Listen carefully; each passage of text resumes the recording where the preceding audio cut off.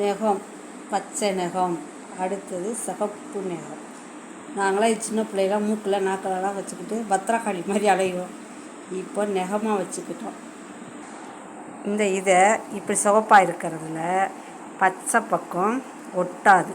அதனால் இந்த இதை என்ன செய்யணும், இப்படி கிள்ளி விட்டு அடுத்தது இதை இப்படியே மடிச்சுக்கணும். இப்படி மடிச்சுக்கிட்டு இப்படி ஒட்டணும். சிகப்பு நகம், இது பச்சை நகம். எப்படி இருக்குது, நல்லா இருக்கா? இப்படி ஓட்டணும்.